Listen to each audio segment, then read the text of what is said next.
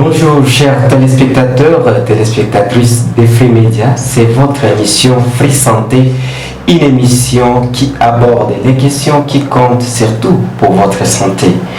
En tout cas, aujourd'hui, avec la situation que traverse le monde sur le plan sanitaire, c'est une situation qui reste à désirer et dont la malnutrition bat record dans le monde entier, dont notre pays n'est pas en tout cas épargné, en particulier la province du Sud Kivu.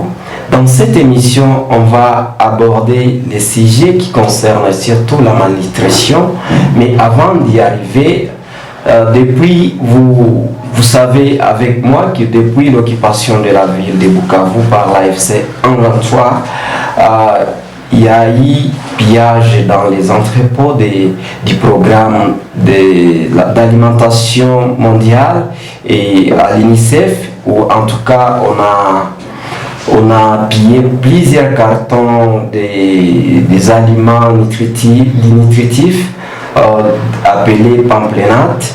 Et voilà, il y a les chiffres qui avaient été donnés par le programme national de la santé. D'importants stocks de pamplénates ont été pillés dans les entrepôts du programme alimentaire mondial PAM et du Fonds des Nations Unies pour l'enfance UNICEF en date du 15 au 16 février 2025 lors de l'occupation de la ville de Bukavu par l'AFC 123. Ceci a occasionné le pillage des milliers de cartons de pamplénates dans certains entrepôts. Dans l'entrepôt de l'UNICEF, par exemple, il y avait près de 9000 cartons de pamplénates pour le traitement de plus de 10 000 enfants dans la province. Cette précision avait été donnée par le programme national de la santé. Cette situation a augmenté les cas d'enfants en situation de malnutrition en province du Sud Kivu. Voilà, chers téléspectateurs, c'est dans ces contextes que nous allons en tout cas débattre cette question qui concerne la malnutrition.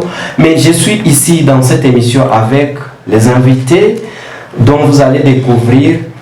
Nous avons Nana Djouari qui est la coordonnatrice du mouvement des jeunes leaders pour la nutrition, accompagnée par son secrétaire Charlie Kandi, qui vont en tout cas nous parler sur cette situation parce qu'ils travaillent comme étant mouvement de la société civile, branche de la société civile. Ils travaillent sur la question de la malnutrition en province et ils sont en tout cas répertoriés dans 20 pays du monde entier et dans l'étendue de la République démocratique du Congo, voulais-je dire.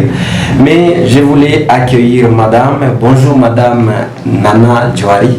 Bonjour monsieur Mitterrand. Bienvenue dans notre émission. Merci beaucoup. Bonjour Charles Kandi. Bonjour Mitterrand. C'est un plaisir en tout cas d'être avec vous dans cette émission.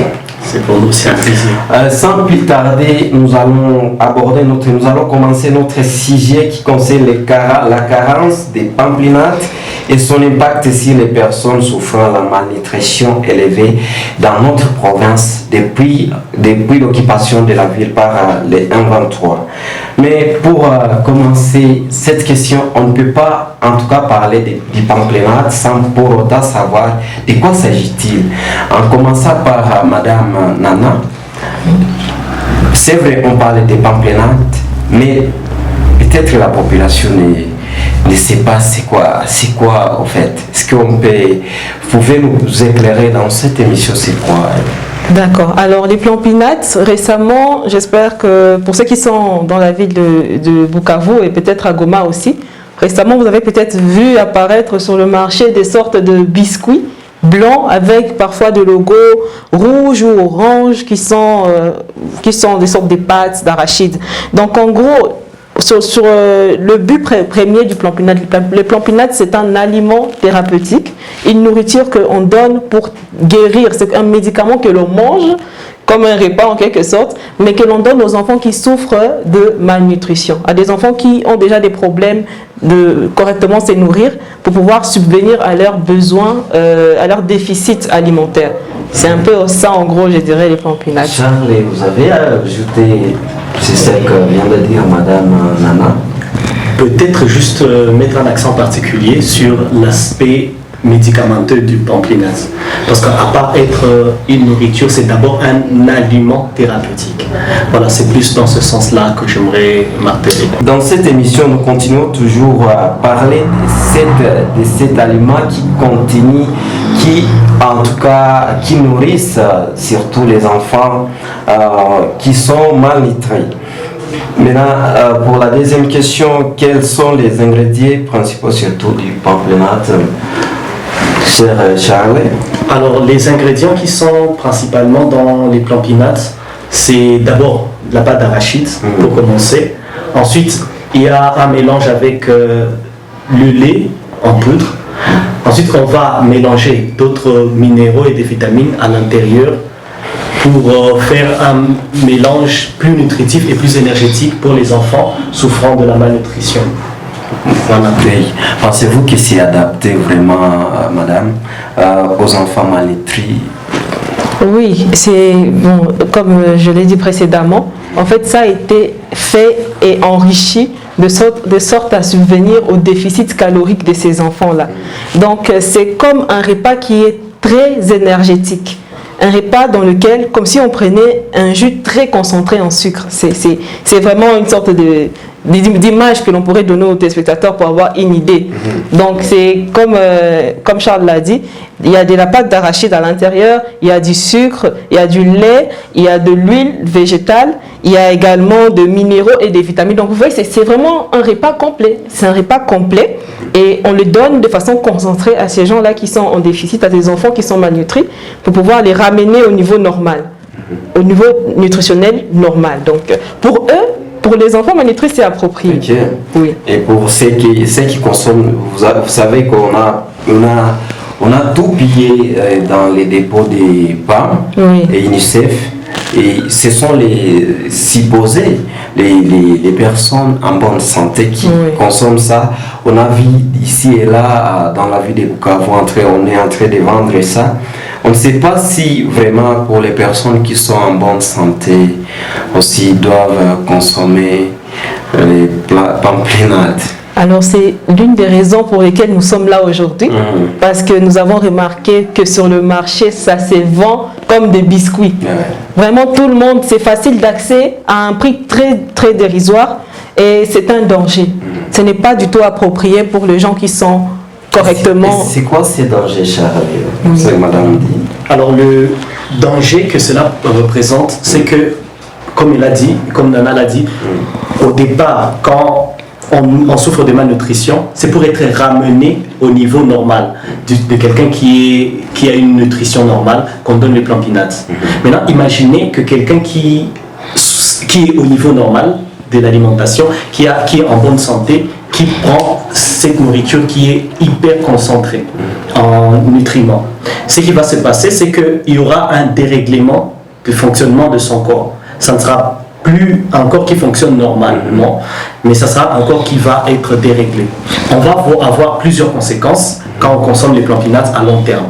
Entre autres, chez certaines personnes, ils peuvent développer le diabète de type 2 suite à une consommation au long cours de Plompinas.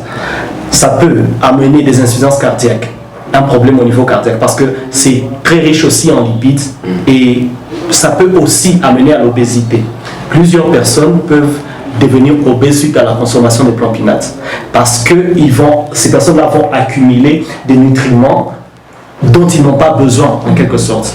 On donne les Plompinas, c'est dosé pour des personnes qui souffrent de malnutrition. Mais maintenant, quand on donne à des personnes qui ne souffrent pas de malnutrition, cela va augmenter des nutriments dont ils n'ont pas besoin dans leur corps. Ça peut aussi avoir d'autres conséquences pour certains enfants, surtout pour les enfants. Ça va les amener dans des mauvaises habitudes alimentaires. Alors, les enfants vont s'habituer aux Plompinas et auront du mal à consommer normalement les aliments à la maison. Et vous allez remarquer qu'il y aura des enfants qui vont préférer seulement les Planpinates. Et cela va aboutir au danger que nous avons cité précédemment.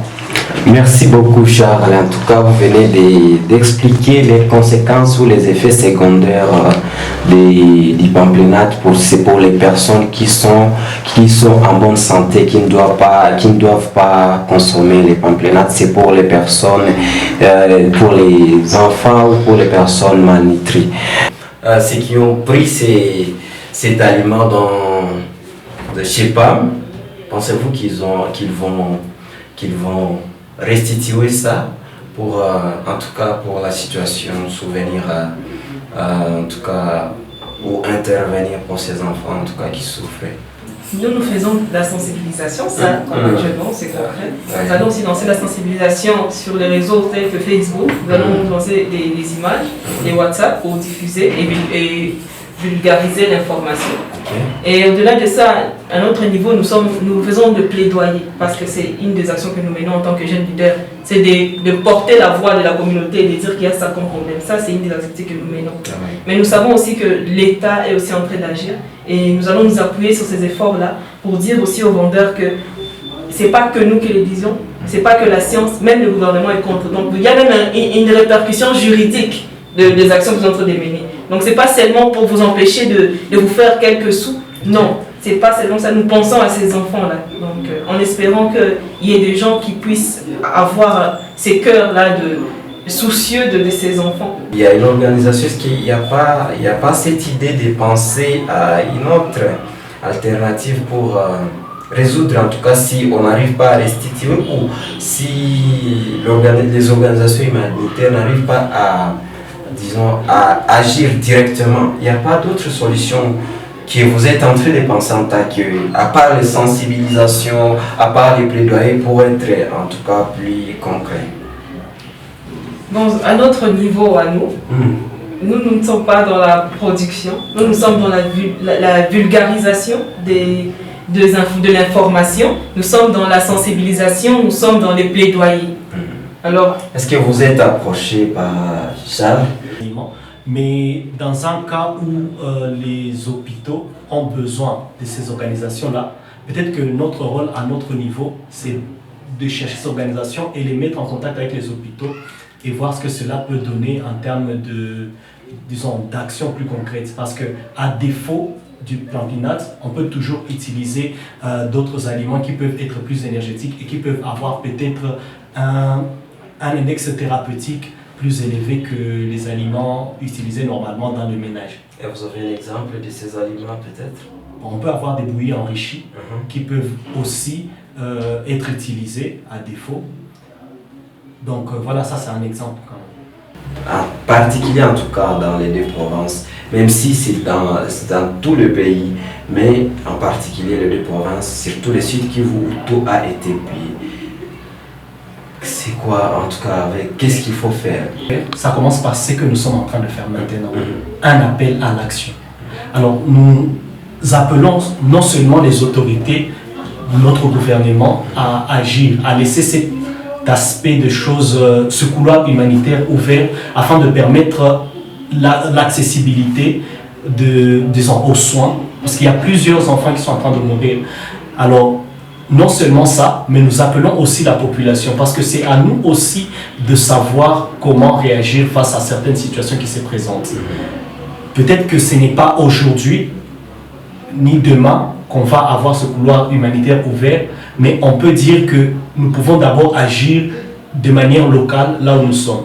Alors, en sensibilisant, il y a peut-être une petite quantité de Planpinates encore sur le marché, en sensibilisant, en évitant de vendre et surtout en appelant ceux qui sont en train de consommer, en rappelant les dangers par rapport à ceux qui sont en train de consommer. Le fait de consommer les Planpinates prive les enfants qui sont malades de Planpinates. Cela, je pense que ça peut faire déjà un grand pas en attendant que le gouvernement puisse réagir, en attendant que les humanitaires puissent être sur terrain. Nous pouvons déjà commencer par cette action-là. Partons dans vos maisons, essayez de restituer pour ces enfants qui risquent de mourir de cette situation. En tout cas, c'est un appel à tout le monde, à la population surtout, aux jeunes qui se sont mis à habiller ces aliments-là. Madame Nana? Le message, je vais les réitérer, c'est de vous demander de ne pas les acheter parce que plus vous les achetez, plus on les vend. C'est comme ça l'offre donc la loi de l'offre et de la demande. Plus il y a de la demande, plus il y a de l'offre. Donc si vous ne les achetez pas, même leur disponibilité sur le terrain, sur le marché vont diminuer. Et aux vendeurs, c'est pour ceux qui ont des cartons, qui ont encore le pampinat avec eux, de bien vouloir les restituer auprès des hôpitaux, auprès des centres nutritionnels. Il y a beaucoup d'hôpitaux, je pense que tout le monde connaît au moins un hôpital où vous pourrez aller déposer des plampinates. Et aux autorités, c'est vraiment de suivre. J'ai vraiment apprécié le communiqué de Goma qui a circulé pour interdire, donc de vulgariser aussi à leur niveau, pour que la population, que tout le monde sache que c'est illégal de vendre le plampinat. Le plampinat, ce n'est pas un business dans lequel on va se mettre, c'est illégal de vendre le plampinat et il faudrait que tout le monde le sache, il faudrait qu'il y ait des communiqués officiels de publicité, pourquoi même pas de panneaux en cours de route qui disent que c'est illégal de les vendre, histoire que personne ne dise que je n'étais pas au courant. Il faudrait que tout le monde sache que c'est illégal. Pour ces enfants-là, et pour ceux qui sont en bonne santé, ce n'est pas un biscuit. Alors, le message que j'aimerais lancer, c'est que ces enfants qui sont malades, qui souffrent de malnutrition, ont besoin de leur traitement. Et si vous achetez des plampinates, vous privez ces enfants de leurs médicaments, vous privez ces enfants de leur guérison.